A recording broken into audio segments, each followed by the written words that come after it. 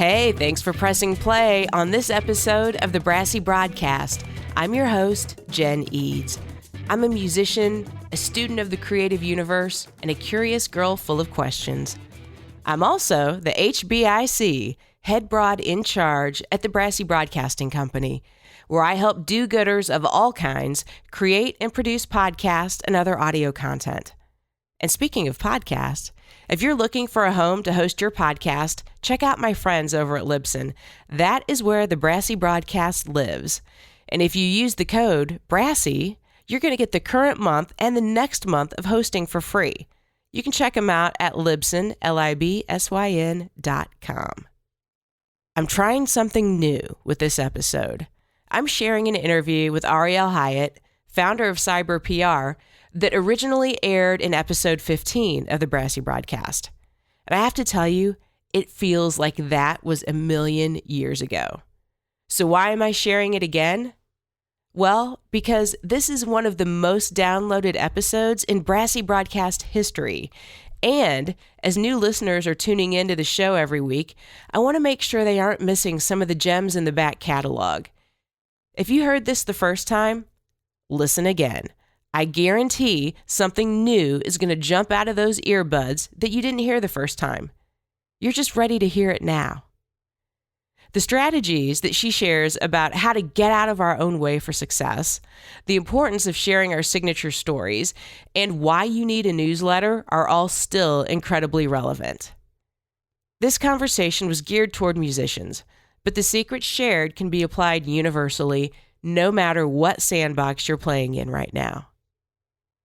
And the crowdfunding book that Ariel mentions in this interview is now available. If you're considering crowdfunding a project, don't go any further in the process until you read this book.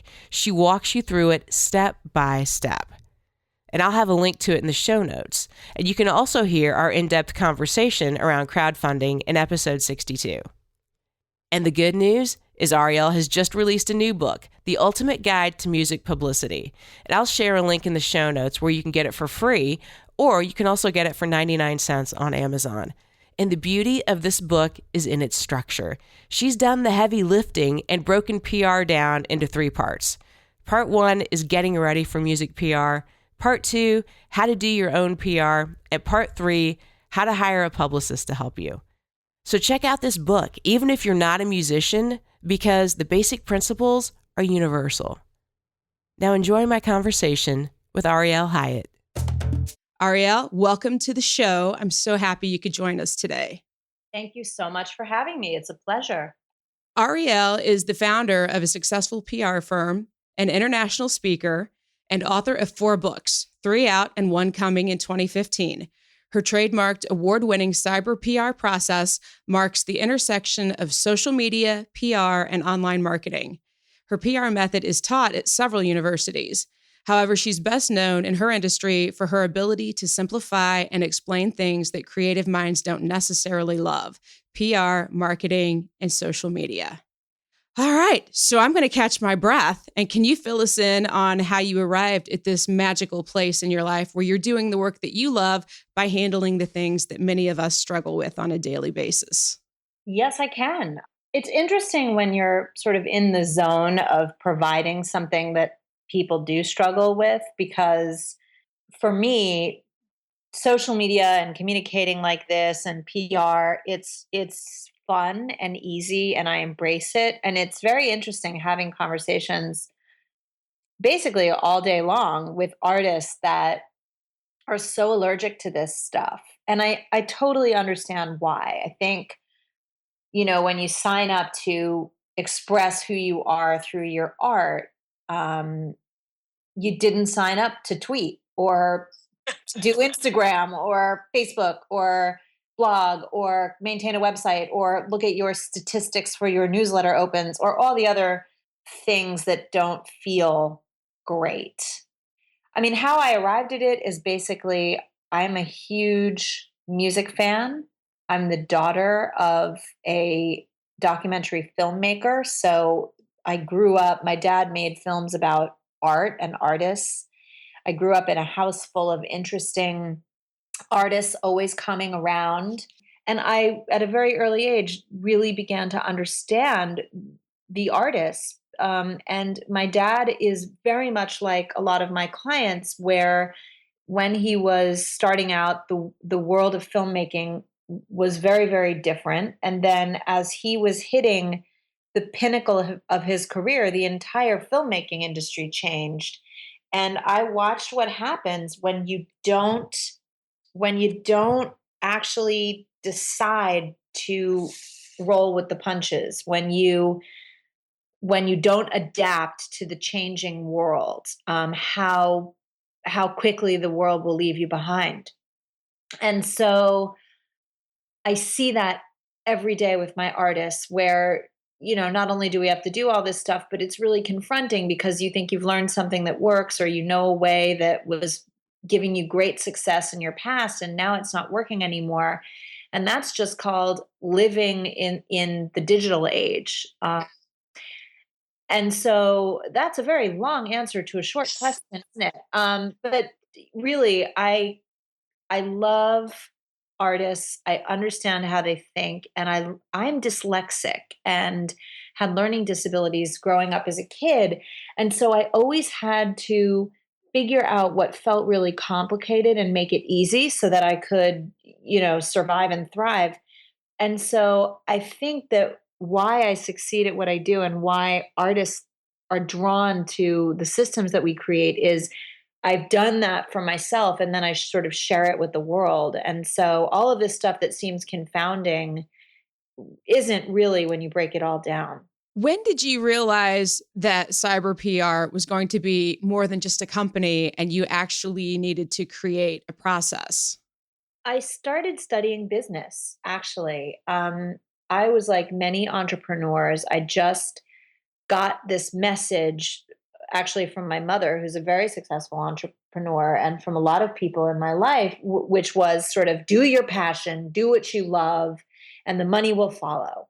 And that's actually not true. And I did for many years just sort of follow what felt right, and I was okay. I was not failing, but I Mhm. certainly I started getting frustrated about 8 to 10 years into running my own business, and I was doing okay, but I kept thinking, I'm a little bit too smart to just be doing okay, and people seem to really like my work. Why is this not getting better? And so I started studying business. And it all started with two books. One book I read was called The E Myth, which is the entrepreneurial myth. And I think absolutely every artist should read this book. And it really talks about, why people with passion start their businesses, why artists decide to make a go at making their art for commerce is exactly in that lane. And he talks about why, if you just do what you're passionate about, you will not succeed. And then I started looking at the amount of money I was making, and a girlfriend of mine gave me a book called The Secrets of the Millionaire Mind. And that book totally changed my life. It was very much an updated version of Think and Grow Rich, which is kind of the financial book of all time. This book really, really broke it down and allowed me to see why I was getting stopped, and, the stories that I had made up about, not making money. And it's interesting when you're in an artist community and when you're in a community where people have opinions and judgments about making money from your art and selling out, and when one makes it and the other doesn't, there's a feeling of guilt, and there's a lot of negative bashing that goes on. It's really hard to then make a stand for yourself and go, you know what, I'd like to make a lot of money. So those two books basically were the starting off point of me realizing that I needed to systematize my business, because when you're in a service-based business, as many musicians are, right? You get paid, you're going to go play a gig, you get paid for the hours that you're on the stage. That's very hard to scale. And it's very hard if you don't have a process in place and a system in place. And so I began to study all that. And then once I started learning about these things, I was so excited to tell my artist community about it. It wasn't only the systematizing, but it was really I guess they call it information marketing. I just wanted to share it because my phone kept ringing and people kept saying, "Hi, what is publicity?" Or "Hi, are you a publishing company?" And I'm like, "No, I know it starts with PUB, but it's totally different." And I just realized, especially back then in the early 90s before everybody got on the internet, it was really hard to find out information. So I started writing about, how to do stuff while I was figuring out how to systematize stuff because it really came from the desire to want to help more people and get paid better. So it was sort of a two-pronged approach. From reading those books, did you think it was more your approach, like, from the lack of having the system, or was it just stuff that you were kind of making up in your own head as to why you hadn't made more money or maybe felt more successful up to that point? I think the latter. It all starts with what's in our head. And the more that we can clear out the cobwebs and move our own selves out of the way, I think the better and stronger and faster succeeding happens. It just is that way. And I think once you're not mentally blocked, then the other part can fall into place much more easily. What have you seen is maybe one of the biggest struggles that as artists we have to overcome to reach that point where it's not in our head that that's what's keeping us back? I think it's three things. The first thing is you have to have a really honest conversation about the quality of your art. In this day and age where every computer comes with the capability of recording music, in this day and age where it is so inexpensive to just record and release and put it out into the world, I have seen a lot of times artists haven't. Another thing, the day and age of there's a lot of people out there that want your money. There's marketers, there's booking people, there's managers for hire, there's radio promoters. And look, we in the service side of this, I see it all the time. Artists that have been very, very badly burned and their money has been taken. And sometimes when I listen to the music and then I hear, oh, and I spent 10, 20, 30, 40, $50,000 marketing this, I always want to say, wow, this art wasn't really ever going to make it. It wasn't the best art that this artist could have created. Um, Sometimes it's a little tweak, sometimes it's a full, psychic surgery that the whole thing needs, but that's part of it. The second part of it, number two, is not understanding what the world wants. Listen to what the world wants. Two people that, or three people that really changed my opinion about music and what the world wants are Ralph Murphy, who has the Murphy's Laws of Songwriting, Jay Frank, who wrote an incredible book called Future Hit DNA, where he talks about literally the DNA of a song. If you want a hit song, you need to understand, and this is Ralph's work too, the etymology of a hit song. And so you can't just make a song that you like because it feels good to you and then try to put it down the hit song funnel. There's a reason why most songs in country music sound a certain way. Most songs in pop music sound a certain way. Where does the vocal come in? On the one? What's the bridge like? It's a lot of this is formulaic. Now that's only if you're trying to be mainstream. Of course, the world wants interesting and unique and cool things, but you sometimes have to really get honest with yourself about, what's the market for what you're creating. If you're creating classic singer-songwriter music and you sound like Carole King and Joni Mitchell and Carly Simon, you know, is the world looking for that? Does the world want that right now? Who would want that? If I'm a 65-year-old music fan, am I buying any new music? really think about those things. And then I would say the third component to really getting honest is being able to be flexible in success when it shows up. And I think that the most successful artists that I know are the ones that were able to ride the waves.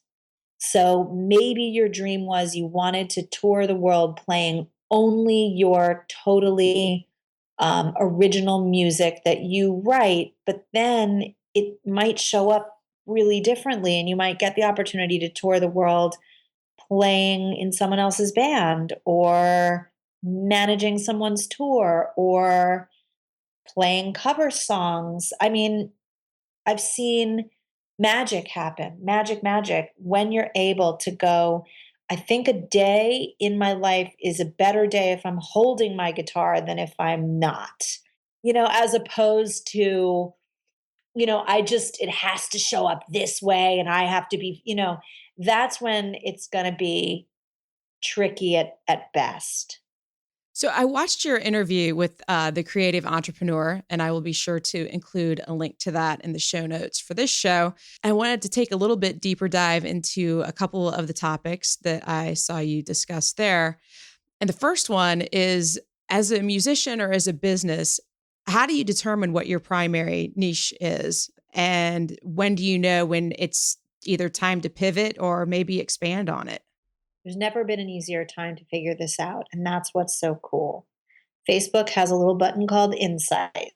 Twitter gives you statistics. Your newsletter will literally, if you have a good service like Constant Contact or MailChimp, they will tell you not only how many people open your email, but where they live, what time of day. And this is amazing. Also look out at the audience when you're playing. You might think that you're appealing to college age kids, but you might see a bunch of 30-year-olds in front of you. Or you might think that your music is supposed to be landing for a female audience, but then look at your stats and go, wait a minute, it looks like only dudes are listening to me, or whatever. So this is a really good first place to get some good feedback. Look at your SoundCloud. Who's liked you? Who's making comments? And then decide to pinpoint a very specific niche and then figure out, okay, where are those people? And go after those and see if it resonates. See if the hunch on your existing sort of evidence is the right hunch.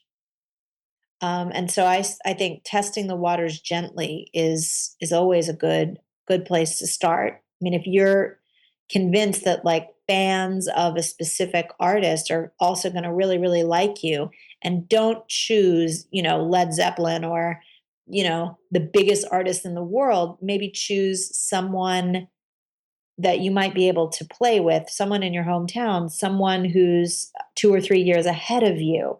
That's the type of audience you're looking for, not everybody that likes Bob Dylan. Mm-hmm. So that's what I would recommend, and these are really, really good places to start. Yeah, that makes perfect sense. So, one of the other things that you talked about was the importance of your signature story. So, I was curious what you find are typically your clients' biggest obstacles in actually creating their own signature story.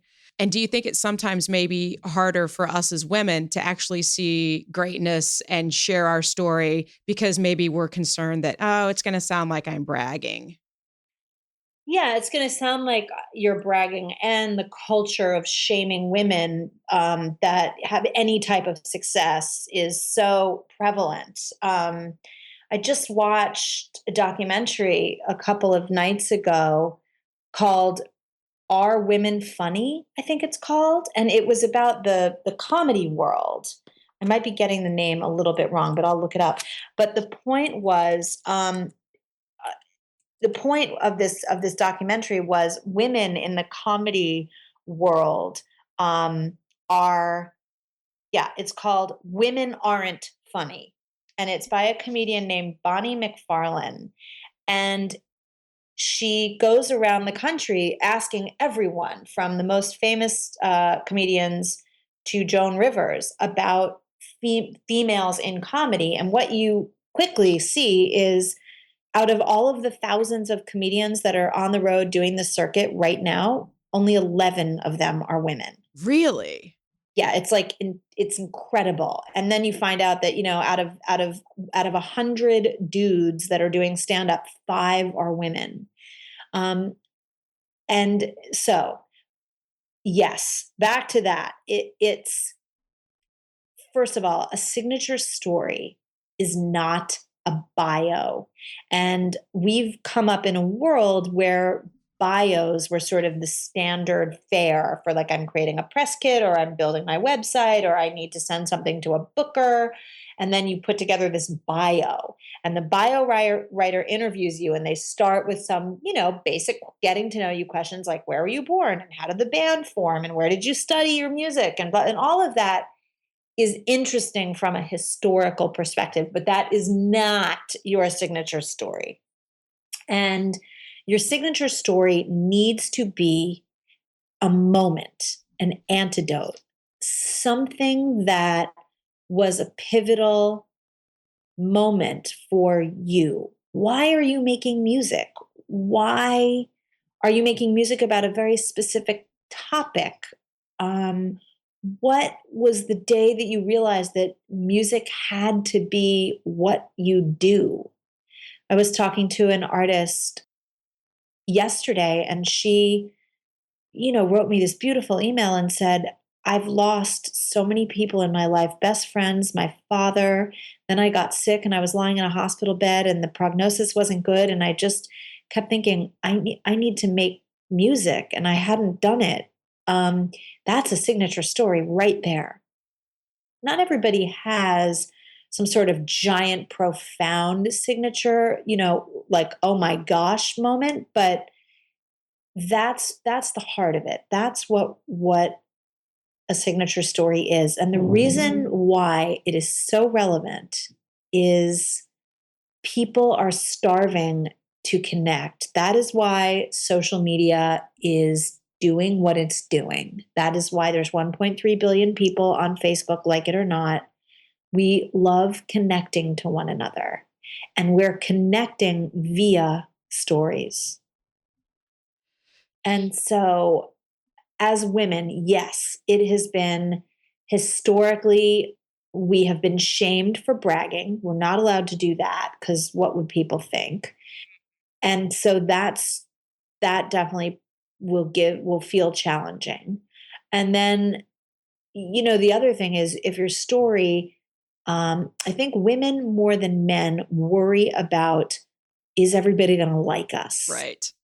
Are we good enough? Are we smart enough? Are we thin enough? Are we whatever it is enough?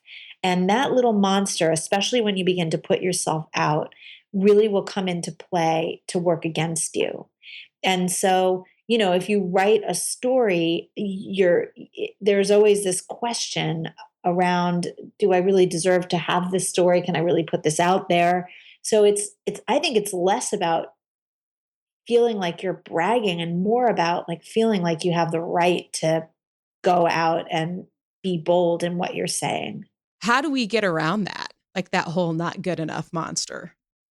Again, I think this goes back to what we were talking about earlier, which is moving yourself out of the way. I mean, the cool thing about all the technology and all of the research, especially recent research on the brain is a malleable thing. Just because you think something right now might be true for you, it's not necessarily that will be true forever.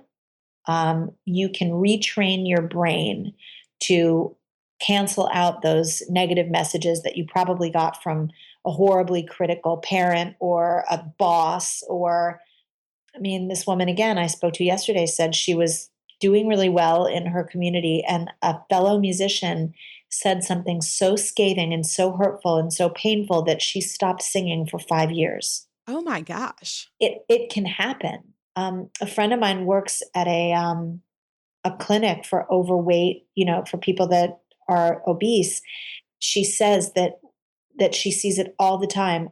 One person's opinion can trigger a 100-pound weight gain. So we're that sensitive. And so, putting yourself behind bulletproof glass, surrounding yourself with people who are positive, who are not ripping you down, reading books about, self-esteem, looking to raise your thermostat and wherever you've got a lack is so important. For me, I like to listen to self-help like audio, podcasts. Mm-hmm. Just, I when I listen to them on a weekly basis, I have a better week because I'm filling my soul and my heart and my head with positive messages. The minute you turn on the news, it's filling your soul with negative messages. So be careful about also what you're spending your time doing. I mean, if you've got a Netflix addiction and it's violent, maybe you should switch that to a positive podcast addiction so that you can get some different types of information coming into your head. Yeah, absolutely. One of the other things that you talked about was fear of transitioning out of your comfort zone, which has been with musicians, to expanding to working with entrepreneurs. How's that going for you with that transition? It's going well, but I will say, and again, this is like, the need to take your own advice. Whenever you try to pivot or change something, we are not designed to embrace, those changes so rapidly. And especially if you've gotten known in a very particular area or niche, or you're playing a certain type of music, all of a sudden, if you decide to change it radically, it's going to be just the way that it is to get agreement from new people. So it's been really wonderful, and I'm through, I think, the hard part of the pivot out, but it was definitely not easy. It was definitely not easy, and I had to take a lot of my own advice, which you and I are talking about right now. But I had to realize that as much as I absolutely love and will probably always serve musicians in some way, I really did also want to serve entrepreneurs because as a 20-year business owner, I felt that I really had something I wanted to share there on that side of the house. And so it was one baby step at a time. I had to go, okay, let me just find one client who's not a musician and start there. Are you seeing similarities at all between the entrepreneurs and your musician clients? Absolutely. Yes. I think that when you're in a marketplace that where there's a little bit more money flowing, it's a little bit easier on some of my entrepreneur clients in that the goods and the services and the products that they're offering are not available for free on Spotify.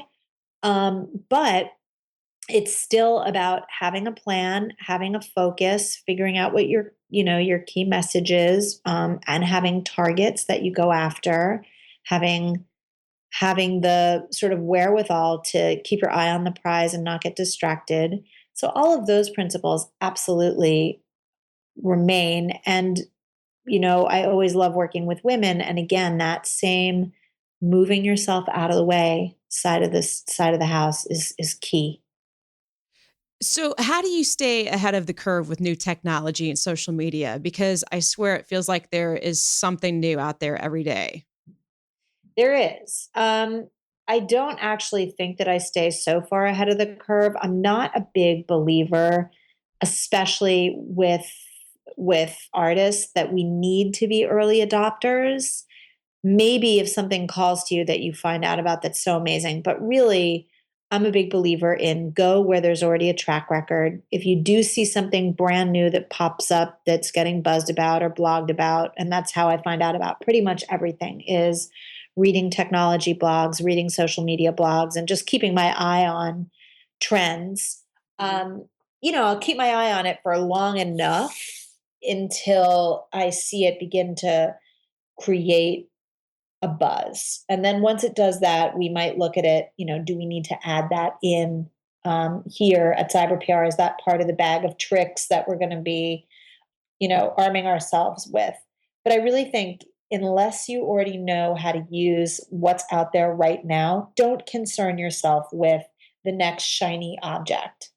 That is a huge relief to hear. And it makes sense. I mean, it totally makes sense now that you say that. So, yeah, all right. We can all breathe a little sigh of relief with that. I believe that we all bring a unique superpower to the table that's been instrumental in our success. What superpower is it that you bring to your clients?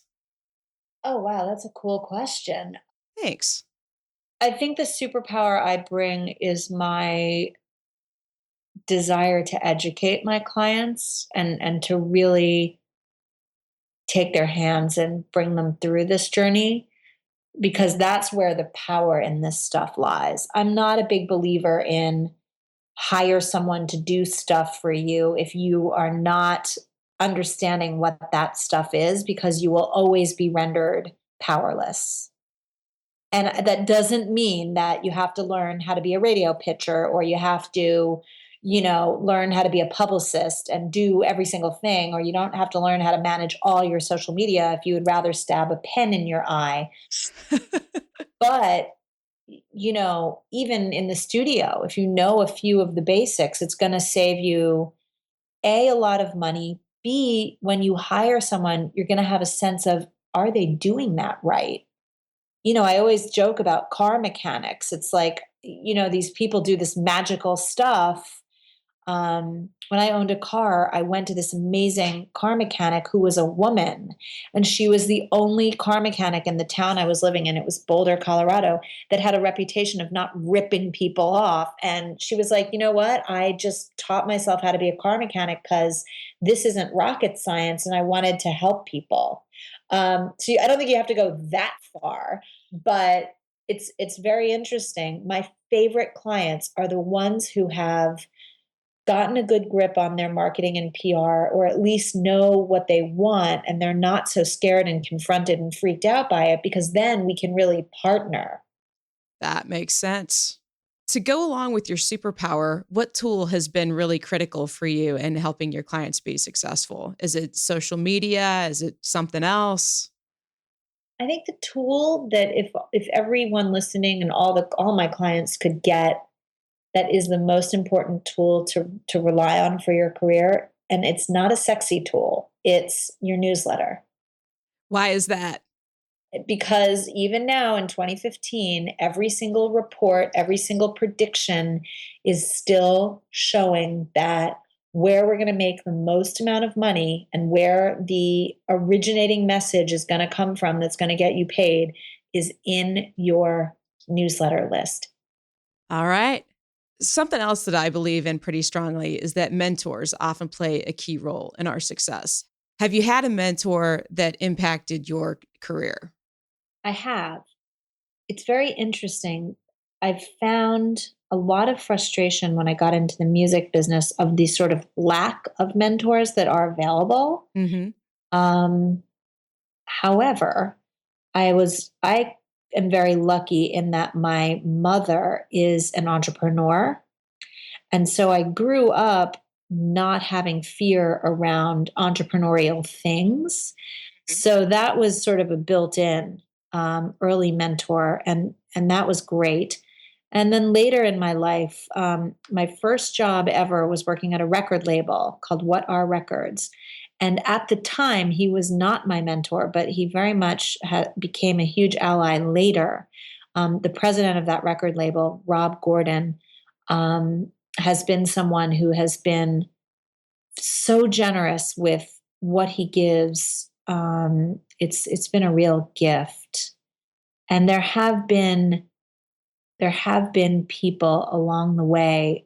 I have not really had a mentor that has sort of been my guardian angel through all of this, but how I sort of supplanted that was I began to follow the work of some of the writers that I really, really enjoyed. And T. Harv Eker, who wrote The Secrets of the Millionaire Mind, I went to a lot of his workshops and classes. And even though he doesn't know who I am, I would say that a lot of my success has to do with listening to his teachings. So for those of you who are like, I need to have a mentor and that person has to show up and sort of be the person that I talk to, it doesn't always have to show up that way. Your mentor could be Gloria Steinem. Your mentor could be Amanda Palmer. Your mentor could be Karen O. I mean, it's interesting. Be careful when you're thinking about mentors. And I think a lot of times mentors can be people that teach us what we don't want just as much as what we do. I've had some pretty horrible bosses along the way. And I think about, when I watched how they did business and how they treated people, they mentored me just as much by showing me what I would never want to do. So there's that. There's that. But I would say it's people's generosity, and it always starts with who you know, and that's where the mentor pool is going to come from. So you have traveled the world and spoken at tons of big events. What has been the most mind-blowing event of your career where you just had to pinch yourself and say, did that just really happen? That is impossible to answer.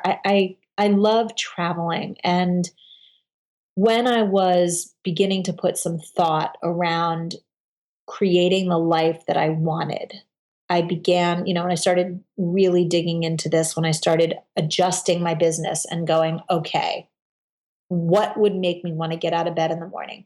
Travel was at the top of that list. And I started studying, marketing, and started all of that stuff.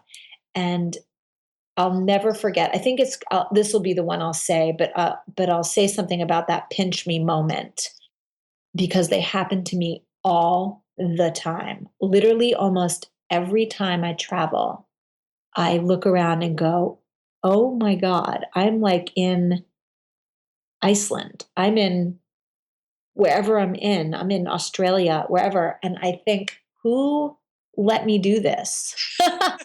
Pinch, pinch, pinch. So yeah, it happens. It's happened on literally almost every single trip. It's been such an incredible gift that I've gotten to go and speak and share my ideas and give back to this community. But I very much, that didn't happen by accident. That happened because that was a dream of mine. That happened because I orchestrated that. Mm-hmm. And so, for those of you that want to have a pinch me moment, really look at where you are today and look at what would be the penultimate for you. Is it that you'd want to tour Europe? Is it that you'd want to play in Tokyo? Is it that you'd want to go on a 50-state tour of the US? Is it that you just want to play? I spoke to a great artist, Pat Foran, a couple days ago. He only wants to play in the 2 towns next to his house. And that's his whole dream. Like, that would be his pinch me. So everybody's got a different moment. But the one that I will share is, I spoke in a tiny folk conference in 2008 in Ontario. And the folk conference was one of the most challenging conferences I'd ever spoken at, because Canadians are very humble and they were extremely closed to what I was saying. B, they were all folk musicians. C, they were all over the age of, it felt like 100. And D, I was in the middle of, like, I don't even know where, Ontario, in a 27,000 foot snowdrift. And I was like, everybody should try Twitter. And like, these people just looked at me like, this girl has got to be kidding us. And it was humbling. And I stood my ground and I did my talk. And I walked out of there thinking, oh gosh, that really was very challenging. And there had been a woman in the back of the room from Australia who was also there. And she came up to me and she said, I think you're the most brilliant person I've ever seen. And I can't believe you just spoke in this room. And a year later, she helped me book a tour to Australia. And Australians are the opposite of what I just described. And I was greeted with people that couldn't wait to hear what I had to say. And my talk was so popular that they had to book a second and a third session. Oh, wow. And I think that was the moment where I just couldn't even believe I was alive. I was like in Sydney, Australia. It was beautiful. It was amazing. So that was my super duper pinch me, but there literally there's been one everywhere. And so for those of you that have a big goal, you never know who's going to be in the back of the room that's going to make that happen, which is why really giving it 150% every single time is the key to that, to your success. Absolutely. So what's revving your creative engines right now? Right now, I am in the final throes of editing my book. I'm working with a real editor. It's very exciting, and it's all about crowdfunding. We're beginning to do crowdfunding coaching here at CyberPR because it's such a necessary part of the puzzle. And so we're helping artists with 30-day campaigns, getting them up onto the rails and helping them to get their projects funded. And I really, really like this work because as a crowdfunding coach, and it fits in with the whole social media and the PR side of the house of what we do here, but I am not attached in the way that the person that's trying to get the money is. And so it's really key. And if any of you are thinking of crowdfunding this year, get yourself someone onto your team to really help you who isn't going to be flipping out about asking for money because it's not them that's asking, it's you. And that has been really fun and exciting because I can see all these great projects and I can see how they're going to add value to the world. And then I see the way that the person that's launched the project is actually talking about it. And it has nothing to do with those two things. It can be really confusing. So that's been really fun. Cool. I can't wait to check that book out. Yeah. I'm hoping to have it out by April. Great. I will be sure to put links to that as soon as that is available. And unfortunately, we are out of time. This has been just a fantastic conversation, and I really appreciate you coming on the show today. The pleasure is mine. I'm so excited to find out about you and hear that there's a female voice in this mess of men. I think no offense to the men listening, but there's something really special when women get together and stand for each other in the artistic community. There's really nothing better than it. So I'm so excited to help you in any way I can. And anyone out there, please come follow me on Twitter and let's continue the conversation. So that was my next question. Where can people catch up with you on social media? What's the best place to see what's going on in your world? Twitter is my social media drug of choice. So you can find me at CyberPR, CYBER, PR. And then if you're interested in finding out about if I'm speaking in your area or if you want to read our current blog posts, it's cyberprmusic.com. All right. I hope you enjoyed this episode. Now it's time to head on over to Twitter and let me know what your big takeaways were from this conversation. How are you going to apply what you learned? Tweet me at BrassyBroadGen and Ariel at CyberPR. Now take what you learned, get out in the world, and do some good.